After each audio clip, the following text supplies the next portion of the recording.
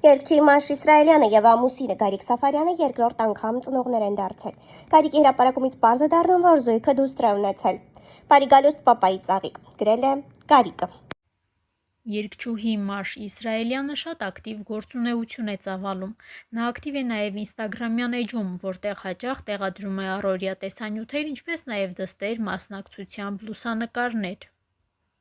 Երեք երգչուհին նոր լուսանկարներ է հրապարակել եւ հայտնել, որ շուտով կլինեն նորություններ։ Հետևորդներն էլ շտապել են ենթադրել, որ նորությունը կարող է կապված լինել Մաշի նոր տեսահոլովակի հետ։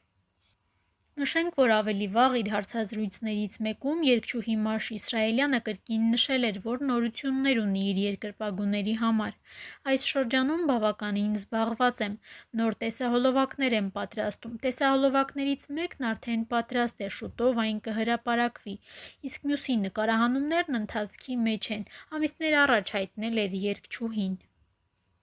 Նշենք, որ Մաշ Իսրայելյանը եւ ամուսինը Գարիկ Սաֆարյանը հանրության շրջանում սիրված զույգերից մեկն են։ Նրանց հրապարակումները սոցցանցերում մեծ տարածում են գտնում, հավանումներ եւ գրառումներ ու մեկնաբանություններ ստանում բազմաթիվ։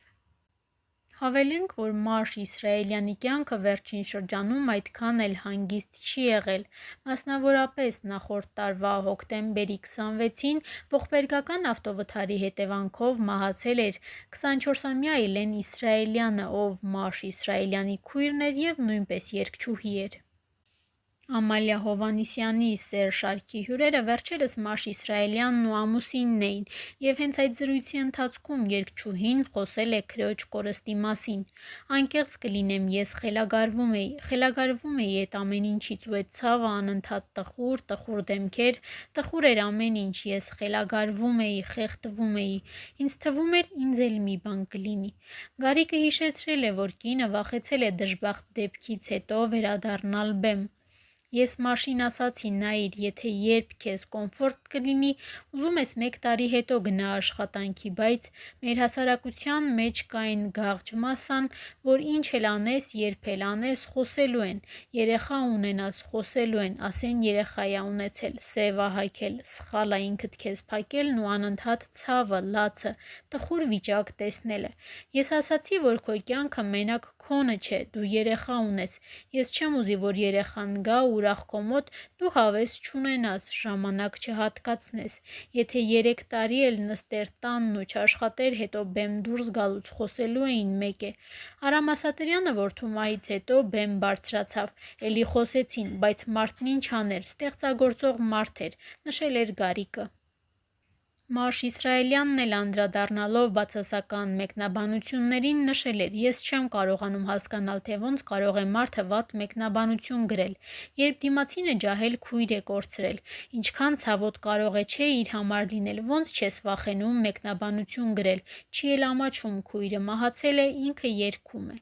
Ես ունեմ ընտանիք, երեխա, ում համար պետք է ապրեմ, եթե ես դադարեի երգել, իմ քույրիկին հետ էի բերելու, դուք ինչ գիտեք դիմացինը ինչ է զգում բեմ բարձրանալուց առաջ, հետնաբեմում ինձ մոտ տրաուրա էր։ Գլխավոր աղջիկս Աննան օգնեց, որ դուրս գամ այդ վիճակից, իհարկե Գարիկը նույնպես, նշել էր երգչուհին։ Զույգը նշում է, որ երեխայից հետո իրենց կյանքը փոխվել է 180 աստիճանով։ Իմ կյանքի մեջ չեմ տեսել Գարիկի նման պապա, իմ պապան էլ է ինձ շատ սիրել, բայց Գարիկը ուրիշ է։ Գարիկն իր հերթին հաստատել է Մաշի խոսքերը, նշելով, որ հիմա բաներ է անում, որոնք կյանքում չի արել։ Նենց բաներ են հետս կատարվում, նենց բաներ եմ անում, որ կյանքում չէի պատկերացնի, նշել է Գարիկը։ Մաշն էլ շտապել է ընդգծել, որ սա ասում է մի մարդ, ով տղա էր ուզում ունենալ։ Նշենք, որ համացանցում տարածվել էր զույգի առաջնեկի գենդեր փարթին։ Գարիկը նշում է, որ այդ ժամանակ շատ է տխրել, երբ իմացել է, որ երեխան աղջիկ է լինելու, սակայն երեխայի ծնվելուց հետո ամեն անգամ, երբ համբուրում է նրան, ներողություն է խնդրում իր այդ մտքերի համար։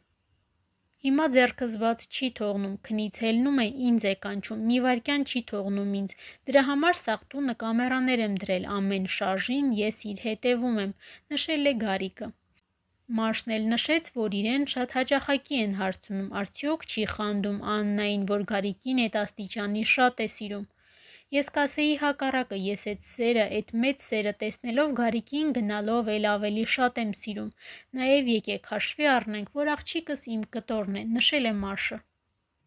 Նշենք, որ երգչուհին ավելի վաղ իր հարցազրույցներից մեկում հայտնել էր, որ անակնկալ կերպով է իմացել հղիության մասին և չի եղել պլանավորած, իսկ ամուսնությունից հետո մտածել են, որ թող լինի այնպես, ինչպես Աստված կկամենա։ Երգչուհու խոսքով սկզբում որոշակի մտահոգություններ են եղել, մտածել եմ գուցե կազմվածքս ենթարկվի փոփոխության կամ հղիությունս ծանր լինի և չկարողանամ աշխատել,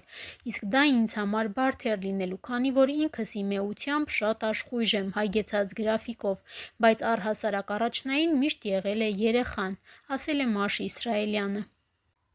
Երգչուհին նաև նշել է, որ հղիության ողջ շրջանում շարունակել է աշխատել։ Այս ողջ շրջանում ես աշխատել եմ, մասնակցում եմ համերգների, երգում խնջույքների ու առհասարակ շարունակում եմ իմ ակտիվ ու բնականոն կյանքը։